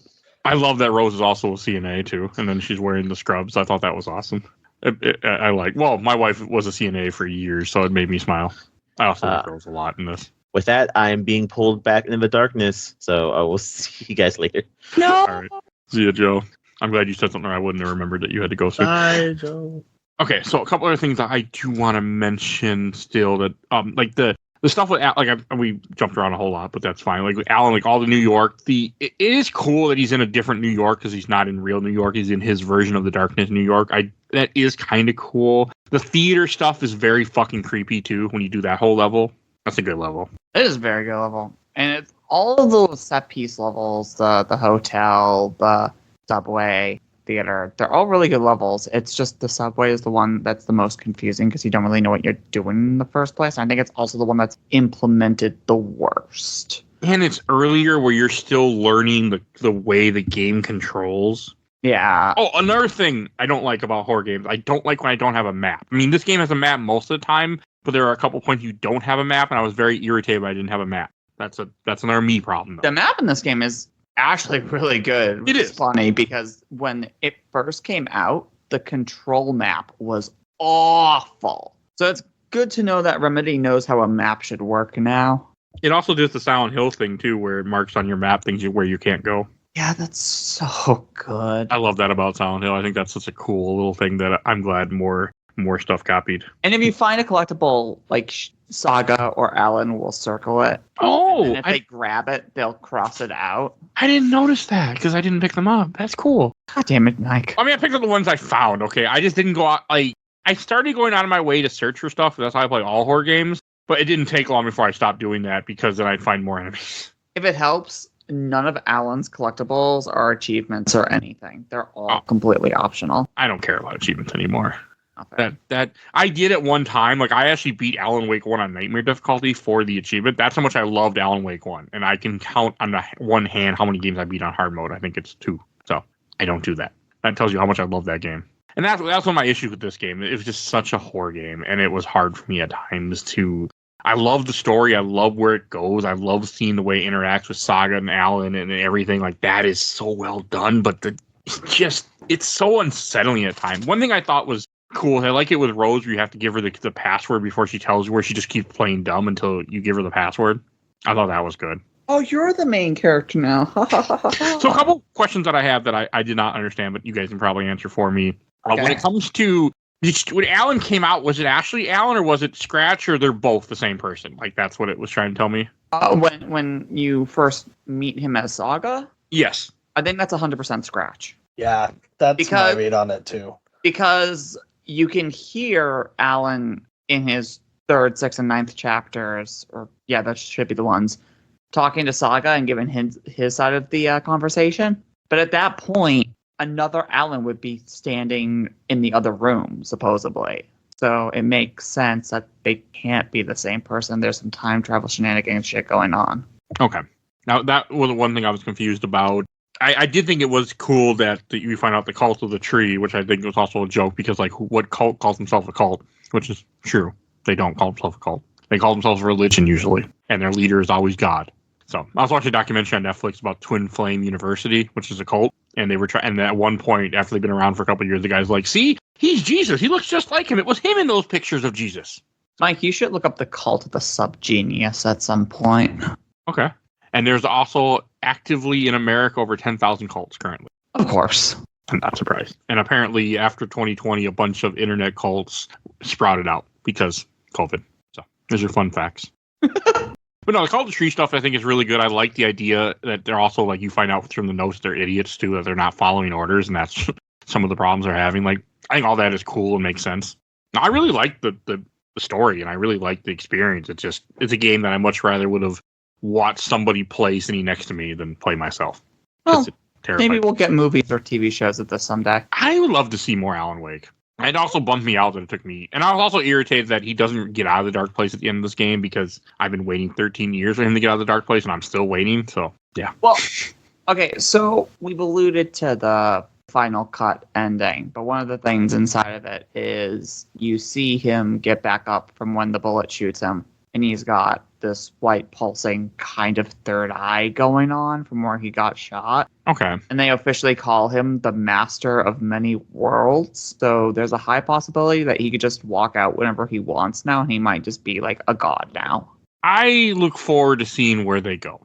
Oh, and we should talk about, we talked about the thing with Alice. We should wrap that up, that part of it up. Where Alice isn't actually dead, you find out in the credit. I think maybe we mentioned a little bit, but she jumped into the dark place to help Alan, and that's when he goes, "It's not a loop, it's a spiral." Such a good initial ending. And it is a great homage to the last few words of the first game. It's not a lake, it's an ocean. So what's the next one going to be? It's not a world, it's a universe. It's not. It's a Remedy cinematic universe. We're already there. It's happening. Yeah, but it's being done correctly. You only were like the fact that the FBC is in this. I thought was a really nice touch too, because you don't need to have play control to understand. You just won't. You'll miss some of the length, but you can just be like, okay, FBC, and just go along with it and be just fine. Like my wife even asked me, "What's the FBC?" I said, "It's not real," but it's believable. Saga even says, if you guys are a thing, why don't you send like an entire army? And we're having problems back at the home base. I really like that. Yeah, this is actively Control 1.5, and I love that. And this is a redo of Quantum Break, and it's so much that they got to do with just this one game, and it all succeeds. Yeah, I think it's the whole stuff with that was just what That's good. Any other chapters we haven't mentioned that we should talk about? Or anything else? I like that the hotel in Alan's section is just a bigger version of the overview. Like instead of it being the overview motel, it's the overview hotel. I want to learn more about what's going on with the overview, like how it became disassociated from the rest of reality. Oh, that brings me on another question. So Adi, because Adi's in this, obviously, he's the Adi that we know from that was in Control. Like same. Yeah, person. it's all the same Adi. Like I take it he knows that things aren't right here. I'm assuming that's what's going on. I think that's the reason why he decided to go to Watery in the first place. Either that or because he's supposed to be like a Swedish or at least a Scandinavian water deity. It's kind of alluded to. Okay. And so we know that Watery is a lot of people immigrating. And like where I live right now, which is the buttfuck nowhere of America, I can tell you right now that there is actually a town here that has a lot of relations and family connections to one of the Scandinavian countries. So that is 100% accurate with what's going on with Watery. That's cool. That's a nice little touch. Nate, you have anything else you want to say about the game that we haven't covered on? I was just going to say Ati went to Watery to start his world tour. I do like how he's still cleaning up. He's mopping things too. I love that. He's so cool. But he's also a karaoke singer now. Except he Yeah. might actually just be a world-class singer because Yoden Yo's soundtrack was written by him or some crazy shit. Hey, which, by the way, on the first playthrough, did the subtitles translate Yoten Yo when he was singing? Yes, I think so. Okay, because I don't remember that. So I was playing the final draft, and then, I went in there to, like, save the game, and it was translating it, and I was like, I don't think it did this. So I sat there and I listened to the whole song again. I feel like it did. We have to play it again now. Should have done that probably. Well, you were too busy. Yeah, you're right. I was going through some crazy shit that I messaged you earlier and some other stuff. Yes. You got too much going on in your life right now. I get it. Like, I never expect anybody to play every game on this podcast but me. Like, I'm not that person. I'm the only one that I expected for. So I get it. I mean, you played it before. Like, there's nothing wrong with you if you don't have time to play it again. It's Thank a lot. you. And this game wasn't short. This took me, I think, 14 or 15 hours to get through while playing quickly and using the guide. This game is so much longer than the first game. It's crazy. I think I missed, like, in the first game, it's very much of, like, an arena shooter at times. I mean, maybe not arena shooter is the wrong phrase. It's so much of just, like, as an arcade shooter parts to it, and I think that's what I also really liked, is that I could go quick, where this game, every combat was more intense. We have 2 sections that are like that. There's at least one. There's Dark Ocean Summoning, but there's another one, isn't there? I'm not sure. I know what you mean, but I can't remember which ones are which, but yeah, there's a couple. I can only think of Dark Ocean Summoning. The Dark Ocean Summoning that's a good scene. That was so reminiscent of Alan Wake 1, where you're at the farm, which is still one of my favorite scenes in a game. This wasn't as good as that to me. No, but the musical number was. The musical was really good. I did like that. I thought that's a good scene. We just start. That was fun. Where they just explained like the first game story in a musical. Yeah, I think that's retroactively one of the only problems I have with this game. In a weird way, is Alan Wake 1. You have the farmhouse. How do you top the farmhouse? Let's do the ash tree maze. How do you top the ash tree maze? Herald of Darkness. How are they gonna top mixing live action with CGI playable characters? How do you beat Herald of Darkness in your next game? I don't think you do, because this isn't better than it. So, Ooh. or is this Herald Darkness? I don't. I love the first. I love that scene in the farm. I don't think this is better than the farm because combat was more fun for me in Alan Wake 1. Combat for me was not fun in this game. Fair. But I mean the sense of spectacle. I still think the farm was better. I love Alan Wake 1, okay? I can't... It's just everything with that game, the feel, I love it more. No, that's valid. Alan Wake 1 is a masterpiece. And again, the fact that, like, in this combat, I felt like I had less, like, the fact that I had to switch to flares to equip them. I think in Alan Wake 1, it's just a button press to pull them out. I can't remember. It's been a while. No, you still had to use the D-pad because the RB was your grenade, but that could be flare, that could be flashbang. But you could switch it to what you wanted and just press it, right? Yeah, and you can do that here with the shortcut. Okay, I don't know. Maybe it's just been a while. All right. Any other things that we should mention? I think we're running out of stuff to say. I feel like there's 15 things I want to talk about, but I can't think of them right now. Kobe would have helped. Yes, I'm sad he couldn't make. He texted me, but he said he was just too tired. Colby, if you're listening to this, you need to sleep more. Well, unfortunately, the mornings when he sleeps from third shift, like he did what I used to do, where I would wake up and go straight. I'd get off of work and go straight to bed, which is good and bad. The bad part is then the last part of your shift, you're ready to pass out. Where like the way you do it, Phoebe, makes more sense because then you're ready to pass out when you're home, not at work. So Yeah. And I get third shift is rough. I'll never do it again in my life. To be fair, this job in general is rough. Yes. All right, let's go to questions, comments, and memories. I do have a few, more than a few, but we'll start with I walked into our Blood Super Replay group from Lucas Adams. I cannot wait to replay this for Halloween, and hopefully we will have the second expansion by then. They've already confirmed it will come before Halloween, that it should be September or October. Okay. And he also had another comment. He said, as for your podcast, which bold font title drops hit you the hardest? I love when Saga rings the doorbell to a nursing home and the chapter title, Old God, pops up in time with it. Good stuff. I don't have an answer. That is good shit. Good fonts this game has. I do appreciate The little fact stuff that like the that. chapter titles jump scare you. Yeah, they do. One is just, this game. Oh, and then we talk about like Alan Wake, the Deerfest thing, where Scratch was like trying to make Deerfest happen everywhere so he could make the whole world darkness afterwards. Like that's what he was up to. He almost succeeds. And we said that, but that's kind of what's going on until Alan grabs the book and then rewrites the ending to where Alan gets shot in the head because it's a horror story and someone has to pay the price. Yep. Oh, hey, how surprised were you, by the way, when I think it's the end of initiation when you go back to Dark Ocean Summoning, when the person who walks in and shoots Alan in the head is Alan himself? Was that surprising to you? I don't understand what was happening. So Spirals. okay. Oh, and not only we talked about like Saga does have another boss, so you kind of have to fight out the Scratch, or you have to just shoot him a whole bunch and then turn lights on, which was whatever. It was That's how I felt about it. All right, and then from Antion Trailer, my personal favorite game of last year and top 3 of all time, and from the I don't have any from the official Age of Time, unfortunately, and from the Giant Bomb group. From Hector Diaz, it's True Detective and Dark meets David Lynch in Legion, a match made in heaven. I'm so glad there's someone in AAA with that degree of wild artistic vision and a team able to bring that to fruition other than Kojima, and I personally prefer Lake style way more. The use of dreams and parallel realities all overlapping at the same time through art, the story changing tone depending on the point of view, etc. All that shit speaks to my soul. It inspires me to get all that creative stuff I left unfinished and make something out of it. They said Legion? He's somewhere there was David Lynch in Legion. I'm assuming that's a reference to the X-Men style show that was on FX and not the Angel movie. I forgot about that Angel movie. I saw it in theaters. I remember leaving very upset. Yes, I'm sure he means the FX show. Oh man, then you would hate the fact that they got a sequel TV show. Yeah, I know. I'm aware.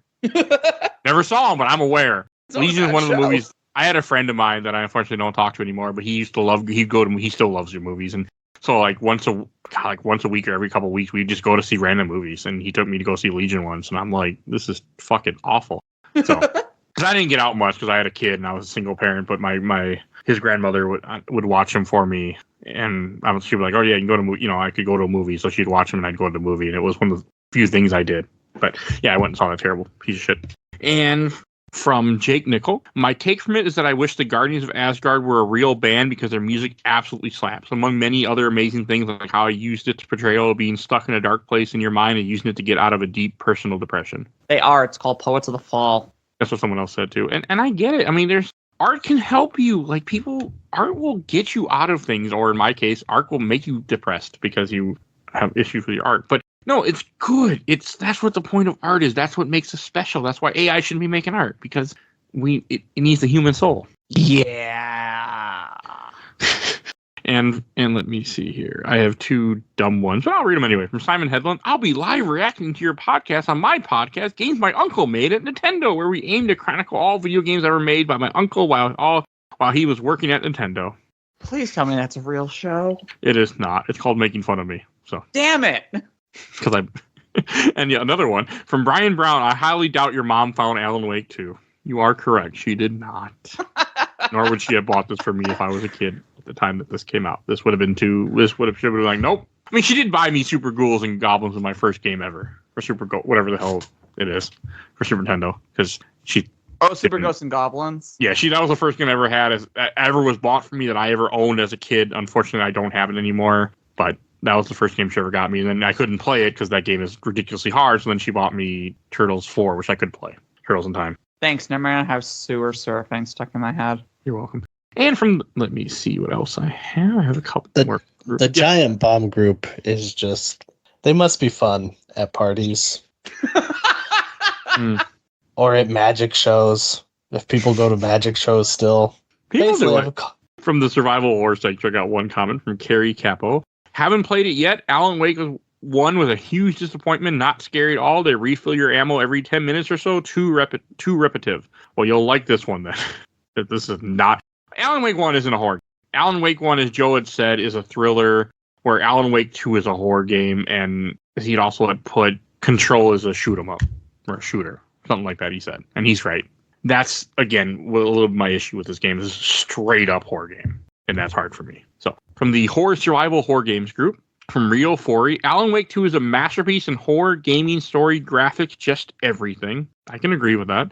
From Jessica Reed, loved it. I was told by a friend Alan Wake is connected with the game called Control. It is! And you don't need to experience it first. You can probably experience it either way and you'll enjoy it. Experience all their games. I'm working on it. Copies of all of their games. I'm working on trying to put all of the Remedy stuff on this show. Slow. I mean, I have multiple series I'm doing, but yeah, that's one of them. Like, I do want to do that Death Rally game or something, whatever the hell it's called. That's right. I have it. You still there, Phoebe? Yeah. Okay. You got quiet. Okay. I said, yeah, you should absolutely do Death Rally. I probably will. From Amanda Spangler, this game was art and horror and a unique experience. I couldn't get it into Alan Wake, but I think this one is a top favorite for me. Probably because for more of a horror fan, Alan Wake 1 isn't a horror game as much as this is. So, where me as a pansy when it comes to horror games, I enjoyed Alan Wake 1 more.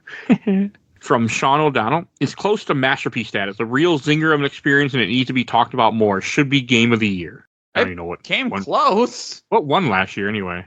Baldur's Gate. Oh, that's fair. And from Ricardo Menzies, playing and loving it. I'm glad that you are. And that's it, because I posted the Alan Wake fandom, but nobody commented. But they did like my post, so thank you guys. Yay! They're trapped in the dark place. We gotta get them. All right, I think we should go to... Wait, I do a code first. That's what I do. I was like, what do I do? How does this show work? Where am I? In the dark place. It's been a long week. What can I do? I had been doing this podcast for what felt like an eternity. And each time I keep saying the same things, but then I can't even remember the words I'm supposed to say. All right, we're going to give out a code for Tales of Iron. And the code is, this is a Steam code for Tales of Iron. I don't know what this is. 38WX-D-WK0Y4ANQGM. That is your code for Tales of Iron. Whatever that is. All right. Let's go to Shelf Stacker Box. And Nate, why don't you lead us in? Listen, last year, if you listen to the Game of the Year episodes for Game My Mom Found, which you should have done, I was like, this is the best game ever made. After replaying it, I would put it on the stack. I think it's pretty good, but yeah, you should play it. You should play it once. I think it is a good once playthrough and experience the story in the game. But then I just personally can't see myself replaying it. Okay, I'm surprised because you loved this game. So I'm surprised that the replay affected you that much. Yeah, I know, but then I was replaying it, and I was like, there's just some stuff that, like, the combat and like could have been a little more work. Like, I still love all of the mixing live action with game, and then just like the absolute insanity of the story. But then I had to play the game, so. No, that's fair. I mean, that's completely fair. I'll go next then, since mine is... I'm going to put this also in the stack. I can't put it in the box because it still is a great game, and I still had a good experience, even if it just isn't a Mike game. I still liked it. I was still very much invested in it. Not my style of game, but I won't go back. I have no desire to replay this game ever again. I mean, I'll play the DLC, which there will be an episode about the DLC later. Once the second one drops, we will come back together, hopefully all 5 of us, and talk about it. But yeah. All right, and Phoebe, why don't you lead us out?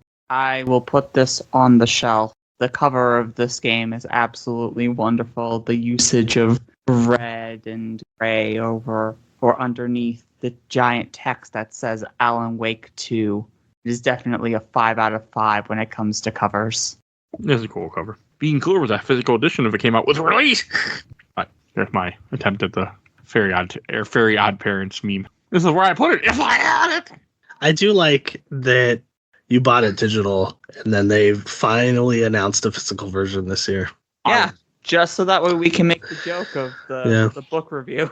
I wasn't gonna buy it again anyway. Like I was like, okay, that's nice. I'm buying physical. To hell with you. You can do whatever you want. I looked at it and I was like, I cannot justify that. Like, if I didn't have it, I would do it. But yeah, no, I don't care enough to do it either way. Like, I bought this game for, I didn't really pay full price. I paid $60 and I got all the DLC, so that's technically not full price, but it felt like full price to me. That's for sure.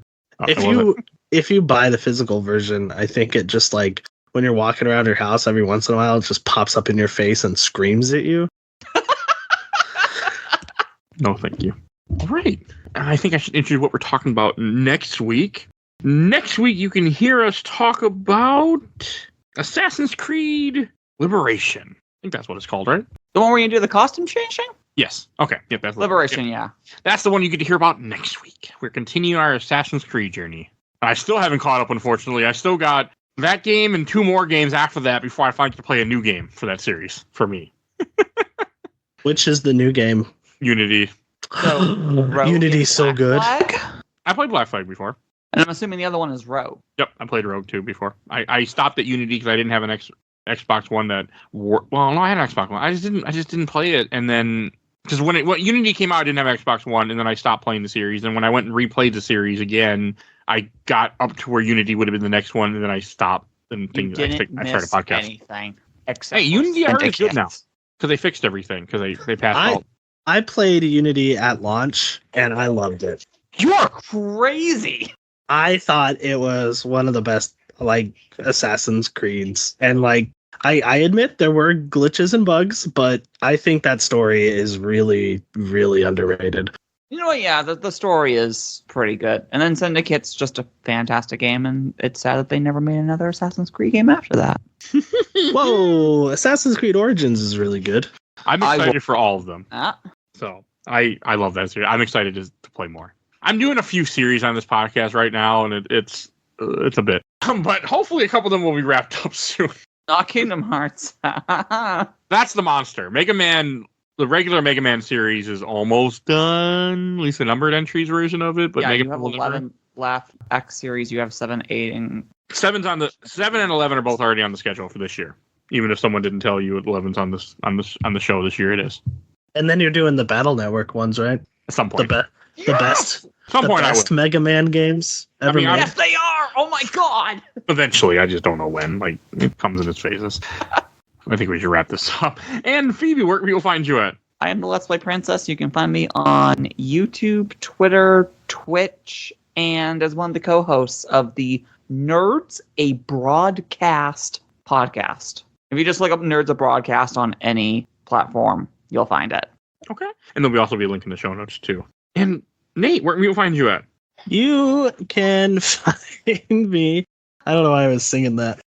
You can find me on TikTok at Nate Does Comedy. Yes. Thank you. 79, probably? It is. Oh, you haven't posted any more TikToks, have you? No, I haven't. I haven't done stand-up in a while, to be Oh, I thought you were going on a trip to do stand-up. No, I could not attend that because my wife was going out of town. Oh, I'm sorry. And don't be. It's fine. It's just, poor communication between me. Oh. My wife and me going like, I'm so excited for Saturday. And then her going, why? But that quick. Wow. Yeah. And I was like, oh, because, we're going. Was it? I can't remember what day it was, but yeah. And then she was like, I'm going out of town that morning, right? And I was like, yes, that's why I'm excited. He's like, I don't have to worry. What a great way to put that. Is that really what happened? Less mean, but yeah. Okay. I didn't realize that. I thought she was going out of town the next day, and then we were talking about it like a couple days beforehand. And I was like, well, I'm really glad I brought it up because that would have been embarrassing. I'll see you later. Like, what do you mean? I'm Right? leaving. Yeah, it's like, where are you going? To the airport? What do you mean? Who's taking the kids? Yeah. No, that's part of you have kids and relationship. That's just part of like. I mean, I can't tell you how many times I don't communicate to Tiff that I'm recording because I could have swore I told you. But to be fair, Exactly right. I'm also recording like fucking 4 or 5 days a week some days, some weeks. So I just have a crap memory and don't, Well, that's because I mix days up and I go, oh yeah. You sold your soul to the retail gods, so that's part of it too. They really love me. I make that joke when retail does things to people. Like, people don't understand the retail schedule and what it does to you. They're like, oh, well, what do you mean you had to work? 8 hours later, you go back to work. Yeah, it's retail. Like, they do shit like that too. It's just normal. And you just go. Working 18-hour shift to then have to close that night at the end of the 18-hour and then come back the very next morning to open. Yeah, I didn't do 18 hours, but I've done it before with shifts. I've done some crazy ass shit where I would open and close and open and close. So we just weren't open 18 hours, thank God. But I've done it. It sucks, but it's retail. Retail sucks. When I run for political office, I am introducing a bill that will let kids under 10 go to bars. I think it would be really good for everybody. Well, in the state that you're in, you know what? You might win if you put that on there. Probably, yeah. They'd be like, this Nate fella's onto something. I mean, just say you're a couch fucker, then they'll vote for you. Oh my God, it's my favorite thing right now. It's so fake, but it's hilarious that it caught on. But it's so good, dude. What the fuck did I miss? Oh, man. So I'll just leave it at that. I'll tell you after we hit. I think that's everything. I should finish plugging. What the hell am I doing? If you enjoyed this episode, there's over 650 other episodes of this podcast. You can find everything we've done on Podbean. We do games, movies, comics, TV shows, whatever the hell people convince me or I convince people to talk about with. So definitely go check that out. You can search anything you want in Podbean. You never know what we're going to cover. You can hear the rest of our Alan Wake content that will all be in the show notes. So Control, American Nightmare. So you can go find all that, Alan Wake 1. If you want to support the show, we do have Patreon. A little dark about our Patreon polls. We have 1 to 2 every month. There are 1 at the moment of this month. If you're listening to this when it first, well, this comes out in August. I don't know, but probably 1 because I'm too busy. So definitely go check that out. Please join our Discord. You see a link in the show notes for our Discord. Free. Join. We're always having new people to talk with us. And want to get stuff, my awesome intro and outro courtesy of Helena at Hell Has Fury. Follow her on TikTok, Twitch, Instagram. You'll see a link in the show notes. And want to give a shout out to a Gamer Looks at 40 with Bill Tucker. Definitely go check out his podcast. He's going through the Final Fantasy series right now, so definitely go support him too. And please follow us on Facebook, Instagram, Twitter, Threads, Blue Sky, TikTok, which sometimes has video game content now, and squirrel videos, and YouTube audio only. I think that's everything I need to say, so we will see you guys all next time. Bye, everybody. Bye.